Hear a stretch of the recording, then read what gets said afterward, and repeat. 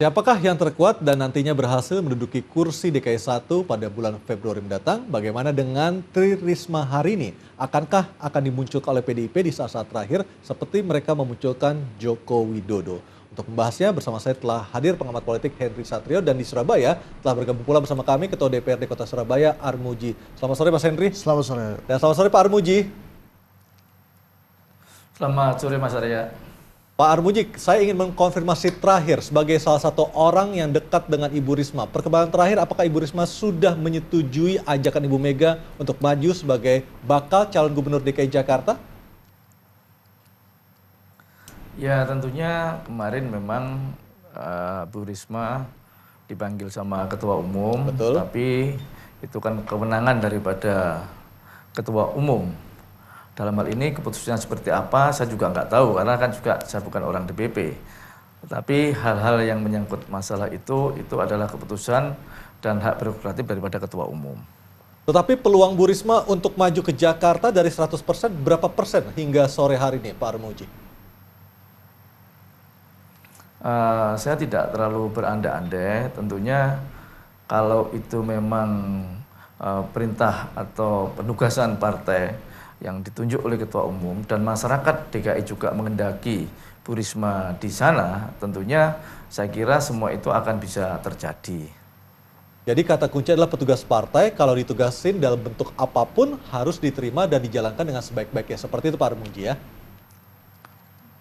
Ya, dan harus mendapat dukungan masyarakat DKI. Tentunya Baik. ini yang harus menjadi satu pertimbangan yang sangat matang. Baik, Mas Henry, Anda melihat Bu Risma dipanggil oleh Ketua Umum PDIP tadi malam di Jakarta, tapi Bu Risma nampaknya masih malu-malu. Sesungguhnya seperti apa peluang Bu Risma untuk maju sebagai bakal calon gubernur dari PDIP? Hingga saat ini sebetulnya Mas Arya, semua calon di PDIP ini atau semua calon yang akan maju ke Pilgub Jakarta ini semuanya memiliki kans. Kenapa? Karena dari berbagai survei termasuk survei Kedai Kopi, Kelompok Diskusi dan Kajian Opini Publik Indonesia, kemudian ada CSIS, kemudian yang kemarin SMRC, itu rata-rata memang menstated bahwa elektabilitas Pak Ahok belum melewati 50%. Artinya masih ada peluang bagi calon lain untuk mengungguli Pak Ahok di Februari mendatang? Masih ada, karena kan Jakarta selalu butuh 50% plus 1. Hanya saja memang harus dipertimbangkan matang-matang maju atau tidaknya Ibu Risma, dan pada saat memang maju, ya memang betul-betul maju. Nah ini memang tidak bisa dibandingkan dengan kemunculan Pak Jokowi pada saat 2012 lalu.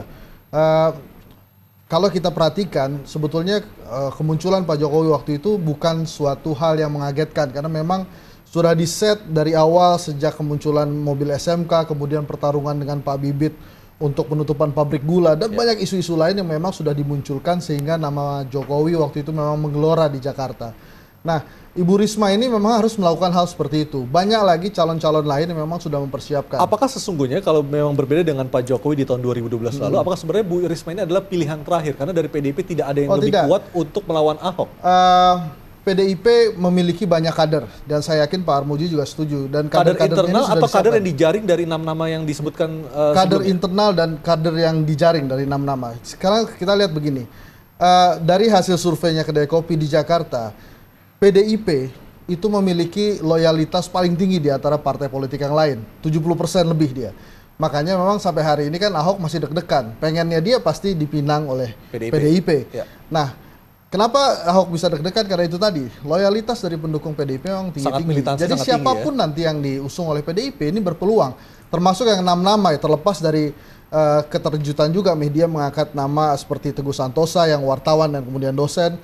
Ada Marco Kusmawijaya yang kuat memang di grassroots, pengamat tata kota. Kemudian ada Pak Yusril dan lain-lain, termasuk Pak Safri dan Pak Buas.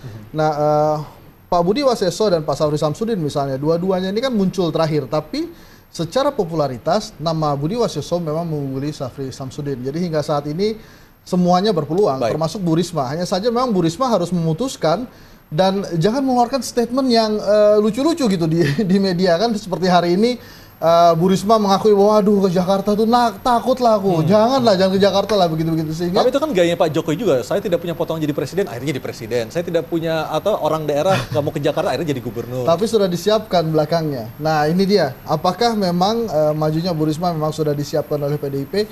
Nah ini saya tidak melihat ke arah sana. Kenapa hal itu terjadi? Karena itu tadi Mas Arya, bahwa di PDIP sendiri kader-kader yang memang disiapkan untuk menjadi calon-calon pemimpin ini cukup banyak. Termasuk Pak Armuji yang saat ini bersama kami di Surabaya ya.